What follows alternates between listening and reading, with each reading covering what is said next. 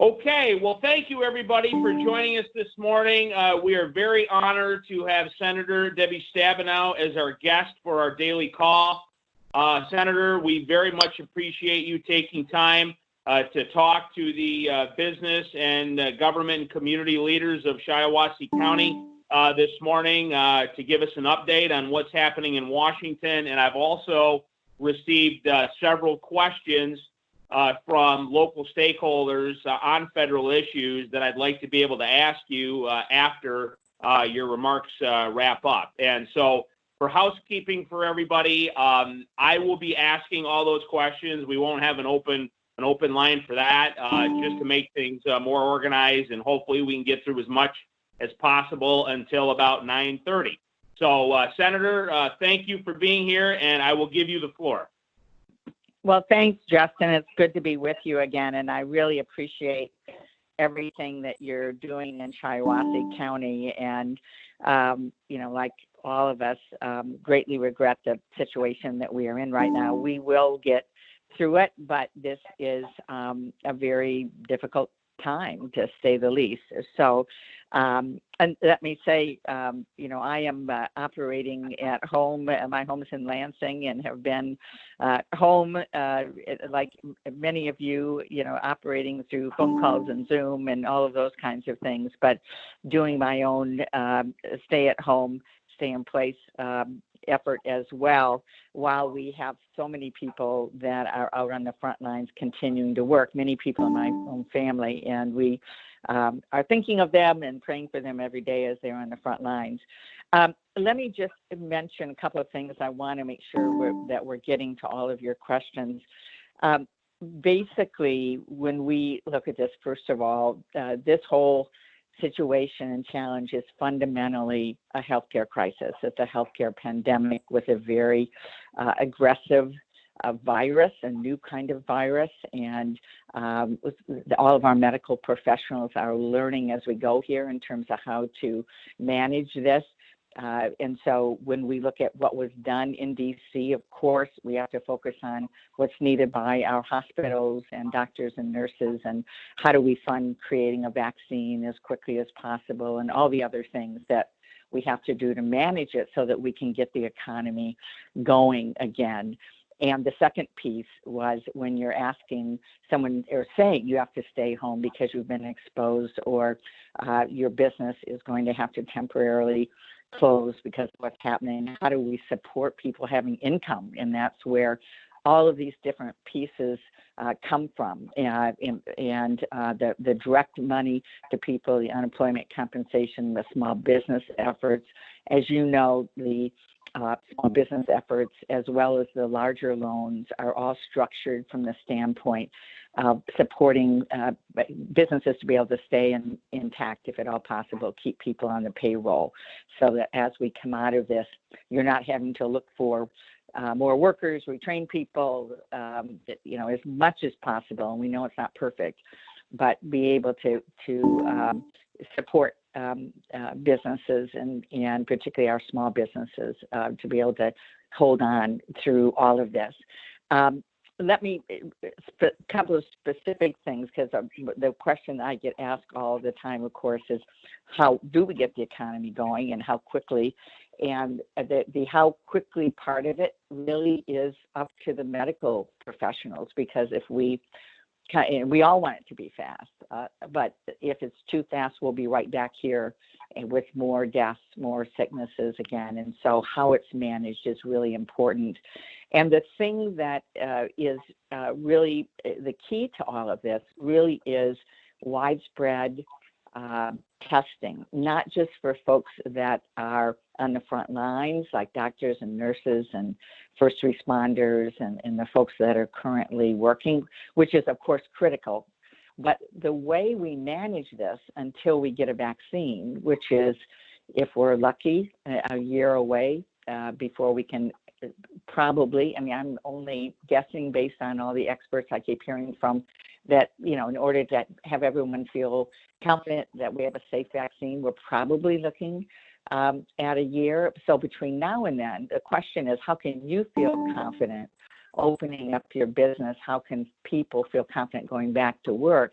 There's a lot of folks working on tests that would be pretty much immediate testing, and it means our lives look differently between now and then in terms of managing this, but the ability to test someone before they go to work in the restaurant or the small business, or before they go back to work in the auto plant or whatever it is, and have confidence that they are not sick is really important. And then if someone is positive, being able to pull them out of everybody else and focus on those who are sick rather than having to guess. Right now, there's too much guessing, where if you're exposed, or now even if you're not, everybody stays home rather than focusing on who has been exposed.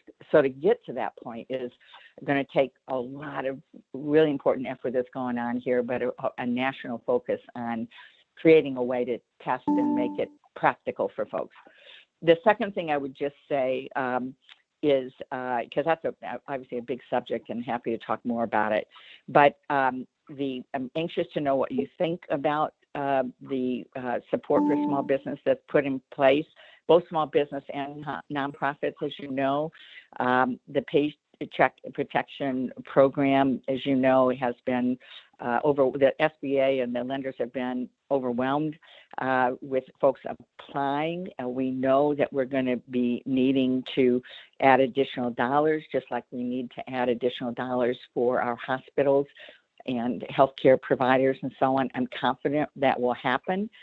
But we also need to know what are the things that need to be done to fix it and make it better.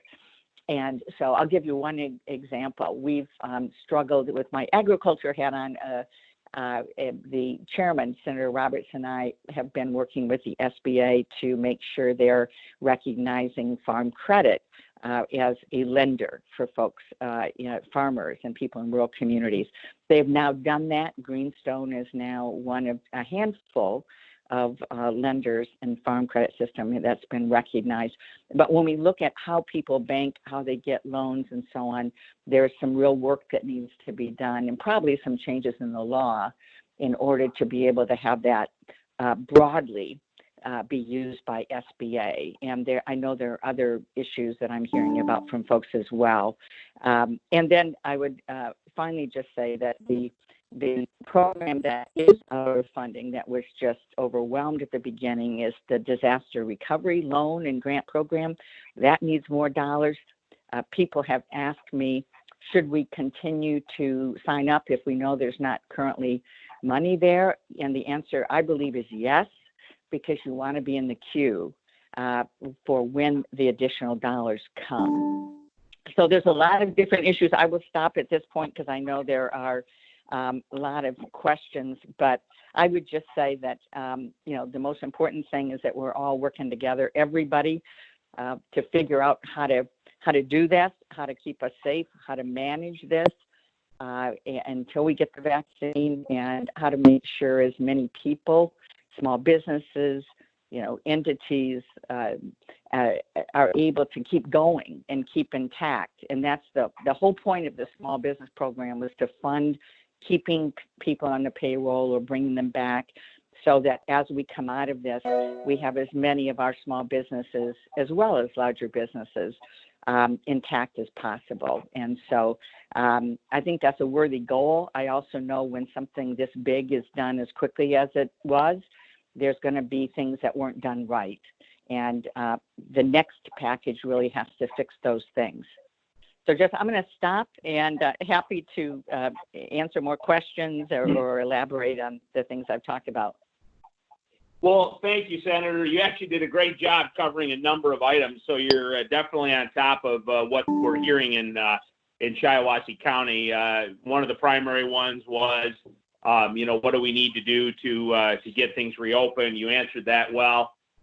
In regards to the funding programs, just to give you an update, we just got notice that our first businesses in Shiawassee County actually got dollars in their bank account. It took them roughly 9 days from the point they applied until they actually got the money. So a little frame of reference for you. I would say the knowledge base of these programs is very high. and just about every company that we work with is in the pipeline at some point. So I think the awareness factor is really good. Obviously, and you touched on this, the concern with PPP and the disaster loan is will there be enough money, and making sure there's enough dollars. I heard yesterday that $215 billion had already been committed for PPP, and obviously there's a lot more to process. So is there a timeline, Senator, for getting back to Washington to vote on additional funding for both of these programs?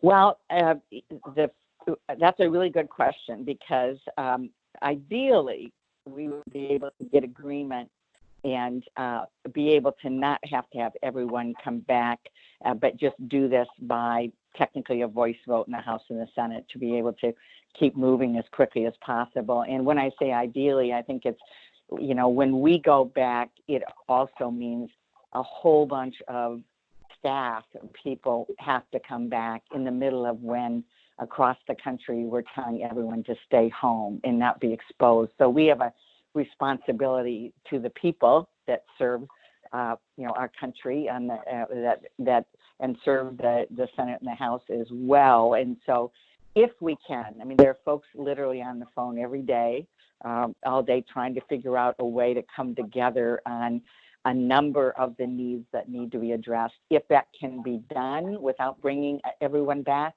I think that would be the most responsible thing to do. But if not, we will go back, and I would guess the soonest that we would probably be returning, I would think, is the end of the month. But I don't know. Right now we're scheduled to go back April 20th. I personally think it would be irresponsible for us to put people in harm's way by doing that.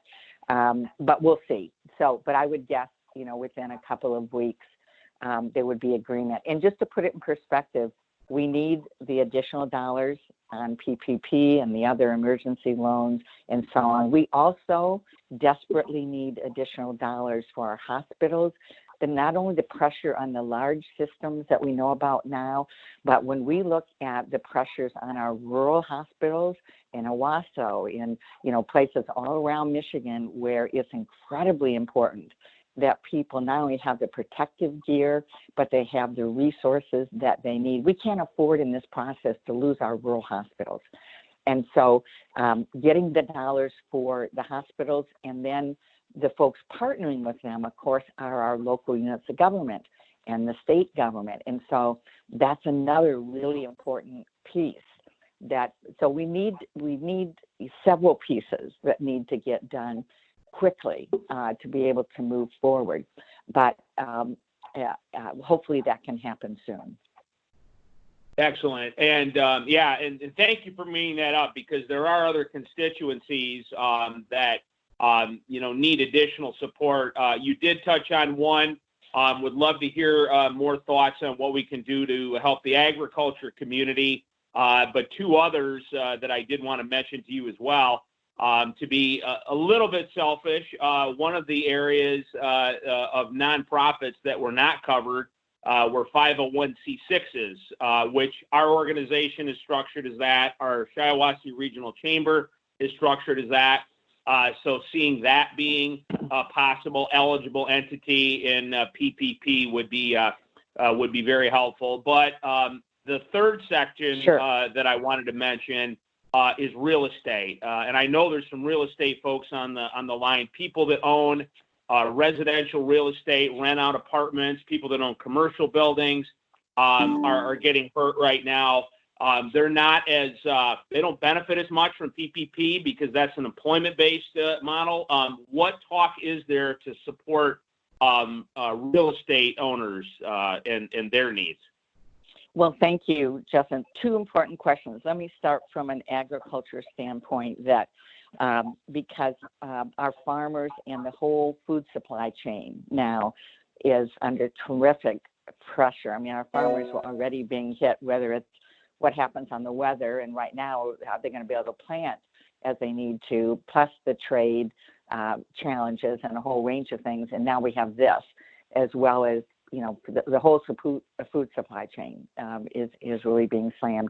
I will tell you that I was able to negotiate a specific amount within the CARES package, $9.5 billion focused on folks that have not gotten previous help like they should have from the other payments the USDA was doing. And that's dairy, that's our fruits and vegetables, livestock, other folks that are really important to our agricultural base. Frankly, much of agriculture in Michigan, we have such diversity, has not received support that I believe they should have through all the trade mitigation efforts. And so I'm working with all of our producers right now. We're doing a major push on dairy, on specialty crops, on our cash crop farmers to weigh in with the USDA as they allocate this new funding that we just gave them to make sure that our agricultural producers, our farmers, are getting the support they need. I fully expect we will need to do more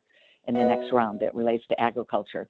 I also think we're going to have to do more to support the real estate sector because while in theory, I mean, real estate owners are themselves eligible for the small business loans and mortgage forbearance and so on, as a practical matter, that's not, as helpful. And I know that. And folks are under particular strain because they're entirely, based on periodic regular payments that have now been disrupted on an economy-wide scale. And so when we look at folks broadly in real estate, including the mortgage servicers and everyone in the whole system, people are responsible for mortgage payments that aren't being made and so on.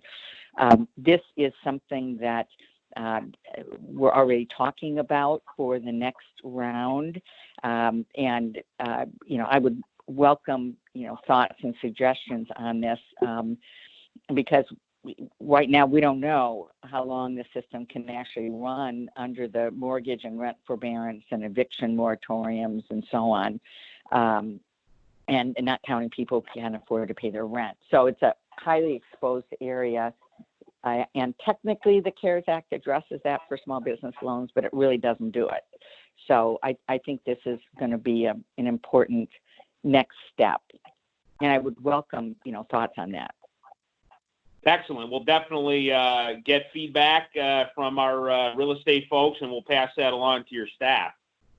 Sure. So this is kind of an interesting one. I had one of my friends on the call, Bob Rogers, wanted to ask this. They asked their insurance company about business interruption insurance as a result of this, and it didn't sound like it was covered. Obviously, this is a whole new world we're living in right now, but what do you see in that regard? I don't, know if it's so much a federal issue as a state issue, but changes to the insurance industry to, regulate in support of more payments for future pandemics. Is there any talk in Washington about insurance reform to deal with this? Well, this has come up several times as I've been on calls as well, and it's really state and federal, and so we're really looking into it because, as you know, insurance is regulated at the state level, and so I do think that there are things the state could do. That's one of the questions that I have is sort of how does this all fit together? It is something that could be addressed, I think, going forward federally, but there is that connection that we have to figure out. And I don't know yet. I've asked the question, does this need state legislative action or could the state insurance commissioner be doing something? And I don't yet have the answer to that. So a lot of discussion around it. And I do think it's a really important question, but I don't think we really have our arms around the answer yet. Gotcha. Thank you. Let's talk about something I think that's really optimistic. As you know, one of the challenges of all this, we're learning a lot of these products that we need are not being manufactured in America. They're, in other parts of the world like China. And there's a big push, obviously, to bring back to America. And I particularly believe that the state of Michigan, our region, our county, would be a great fit for making some of these products. What can you do? What can the federal government do to help bring more of that manufacturing back here? And in your position, what can we do to put Michigan at the front of those opportunities? Well, I think this is a really important discussion for us, Justin, because, out of this horrible situation is an opportunity for us because we make things. I mean, we in Michigan make things and grow things. And fundamentally, when we look at what we need in a crisis like this, that's what we need. People who can make things and grow things. And so I think it should be a national effort. I think there needs to be incentives in a number of ways. I've had for a number of years of legislation called the Bring Jobs Home Act, which would incentivize companies bringing jobs back here, and which will, from the tax side of things, we need to have more incentives to do that. But I also think we really need a national focus that does involve what's called the Defense Production Act, where the federal government is making certain decisions on things that need to be made here, and then giving contracts or the commitments that would make businesses feel confident they could do that the commitments would be there in the volumes that are necessary in order to get things started. And so there's some funding, there's some tax incentives that need to happen,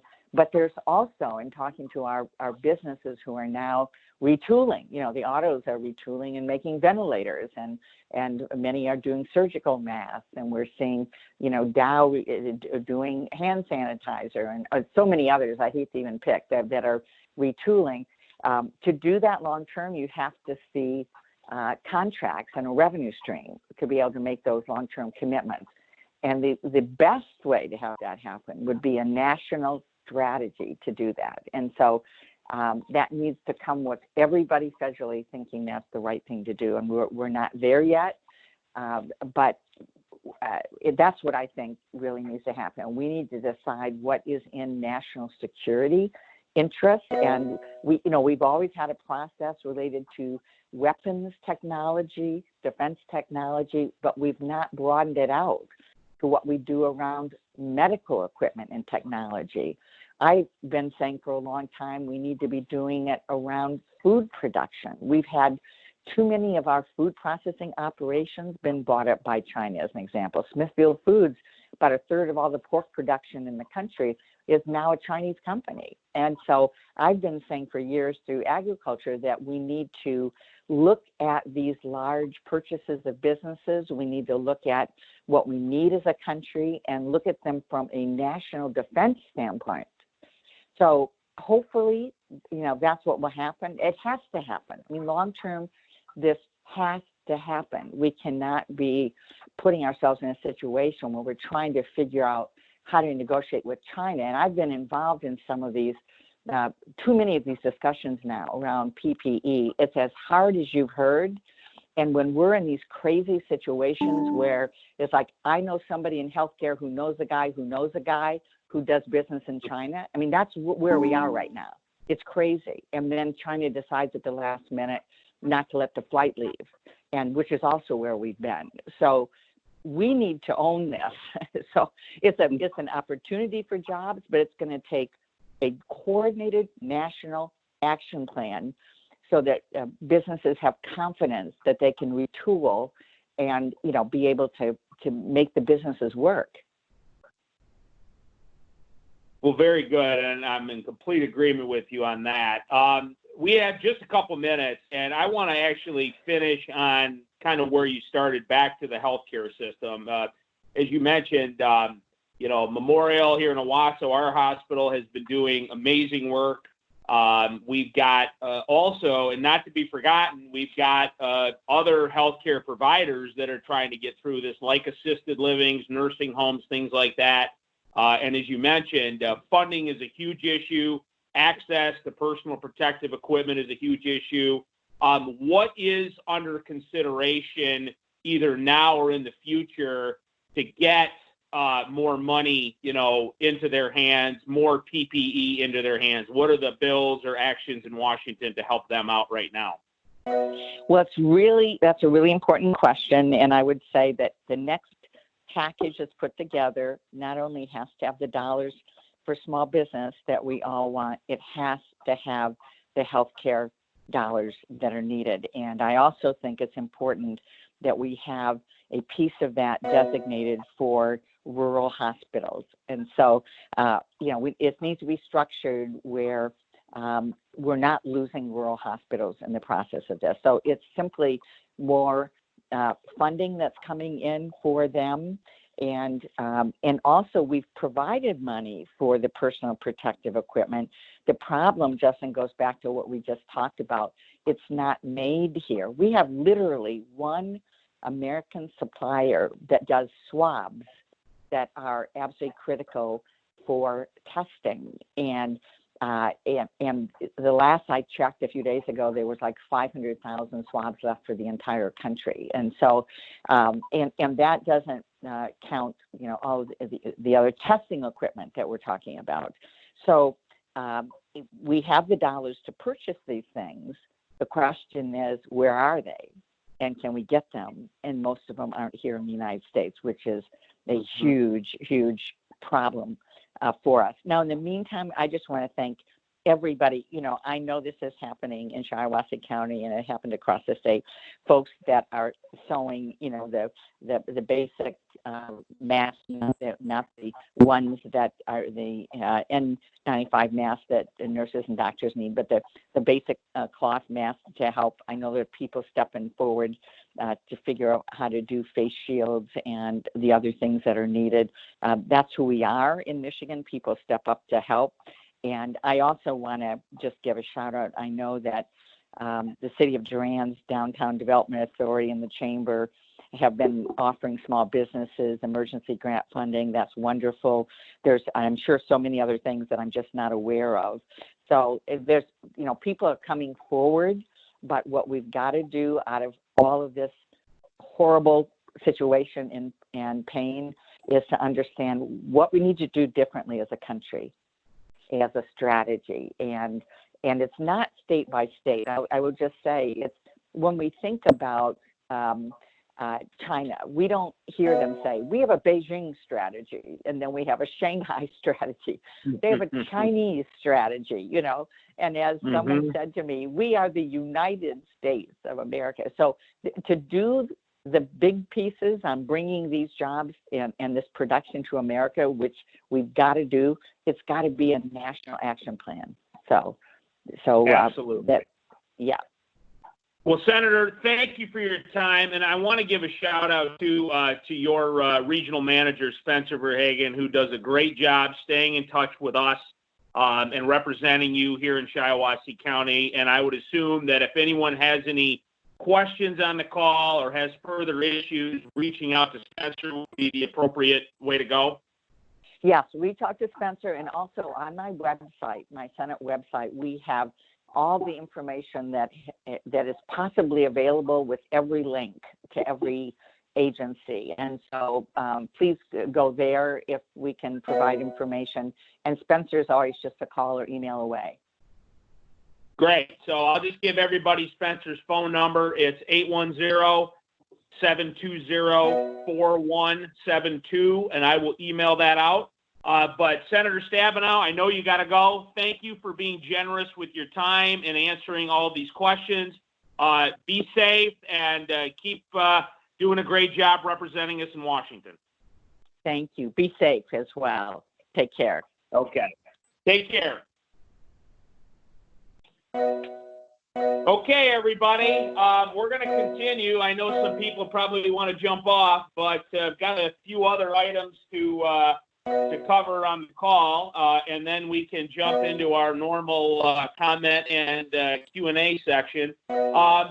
We have a brand new program that we just started learning about yesterday, and wanted to give you sort of a first blush reaction to it. It's called the Main Street Lending Program. And actually, I'm going to have my colleague, Brent Jones, tell you guys a little bit more about it. Brent? Yep, sorry, I had to unmute myself there. This is a new program that's actually coming from the Fed. So the Main Street Lending Program is going to be a loan pool of, our understanding is going to be about $600 billion. This is going to be a program targeted more at sort of your mid-level companies. We've seen a lot of programs looking at the small business, but an eligible borrower for this is going to be up to 10,000 employees. Anything less than $2.5 billion in annual revenue has to be organized in the U.S. or with a majority of the employment in the U.S. This is going to be a loan program set to a 4-year maturity, but there would be deferred payments through the first year. We're looking at interest rates somewhere between 2.5% and 4% with no prepayment penalty. So, you know, it's pretty decent terms on the actual lending. The loan needs to be a minimum of $1 million, and this is where you really start focusing in on businesses with a little more heft. Loans can be up to $25 million. There's another clause that may set the cap at 4 times your earnings before income taxes and depreciation, minus any outstanding unused credit. So that can be a little bit complicated there. This is money that can be used, like a lot of these rescue programs, for your basic overhead operations, payroll. One key takeaway is that you cannot use this money to refinance existing debt. And the way this is going to be applied for is it looks like this is going to be a loan through banks where the Fed is then going to come in and buy 95% of the loan from the bank. At this point, we're thinking that this is a little bit premature. They're not ready to actually start taking applications, but this is now on our radar, and we'll be watching this very closely. And as those details start filling in, where you can start making applications, we'll certainly provide those updates on these daily calls. Yeah, and I'd welcome, we'll be wrapping up our comments and into Q&A in a second, but I'd welcome any comments from any lenders on the call. Obviously, our banker friends are probably focused on the PPP and the disaster loan, but this sounds like another possible tool in the toolkit. Couple of things.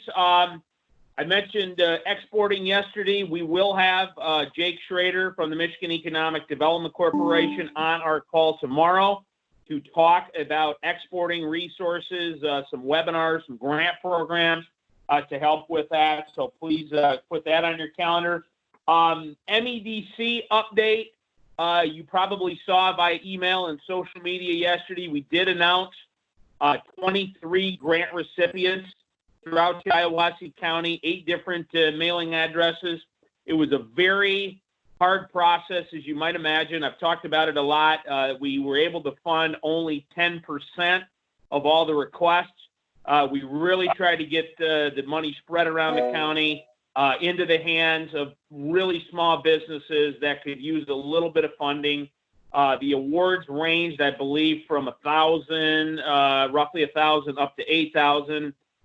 So we did our best. Proud of the effort that our team put in with the Shiawassee Regional Chamber of Commerce team and the Small Business Development Center. Yeah, it was difficult, but we are proud to be able to get dollars in the hands of those companies. The loan program, some folks probably received an email yesterday notifying you that you would not be moving ahead with the loan. As I talked about on the call yesterday, that program is even more difficult because of the request for that. I believe we had close to 10 million in requests, and we're roughly only getting, maybe about the same money as the grant, so even less dollars to be able to fund loans. So probably only going to get 1 or 2. So much more difficult than even the grant process. But I think for that one, we'll have more announcements probably in the coming days. But it's just not enough money to go around. It's just a very, very difficult situation. That's why we're encouraging our companies to look at the other programs that are available. Jody, do you want to comment on any updates that you have, please? Sure. Can you hear me? Yes. Okay. I just wanted to give a little quick update. The unemployment site, I know a lot of people were trying to get on yesterday, and it did go down for quite a bit of the day. It looks like it's back up and running, and they've actually rearranged the front page just a little bit to add a little more description of who is actually included as an employee and who is counted as an employer. So when you are filing, if you are self-employed or 1099 contractor, things like that, it actually tells exactly where to go to apply. The other thing I wanted to just touch base on today, there is a webinar through SBDC, and it is what to do today, tomorrow, and the rest of the week. I sent you the link, Justin. I'm not sure if you've sent it out yet or not, but there is a link to register for this class for 2 o'clock today. There is another webinar tomorrow on Paycheck Protection Program and loan forgiveness. And then on Friday, another open forum like they've been doing the last couple of weeks on Fridays. So some other good opportunities to learn a little bit from SBDC. Okay, thank you, Jody. And then just 3 more quick updates of things we've already talked about. Certainly, our friends at the hospital, our assisted living providers, nursing homes, home health care businesses are still in need of personal protective equipment. If anyone has any gowns, masks, gloves, shields, all that, please let me know. I'd like to get you in touch with them. The survey we talked about on the call yesterday from the Detroit Regional Partnership, we would very much appreciate you taking a couple minutes to fill that out. That's the email that said Regional Perception Survey. Would love to get your input on that. And then finally, the shout out for anyone still looking to hire jobs. Please let us know. We'd be happy to promote that. So with that, I'll open it up. Any comments and questions? Hit *6 if you have something.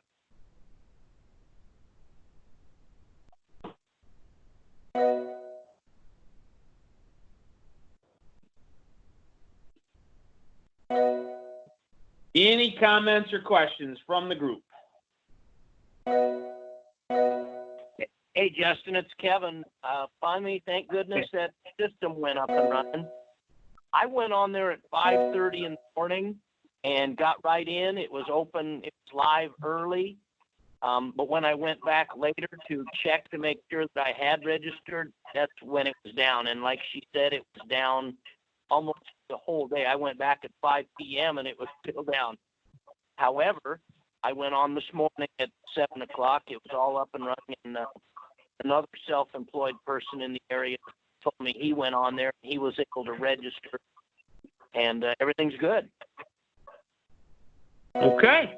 Good to hear. And that's, I think you said something important there. Getting in early in the morning or late at night seems to be the best thing because everyone during the normal day is trying to jump on. So, any other comments or questions from the group?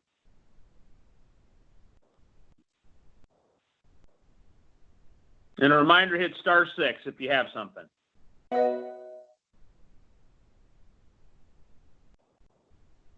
Okay. Well, once again, everybody, thank you for joining the call today. We'll be back on tomorrow, same time, and we'll talk about exporting. So thank you, everybody. Have a good day.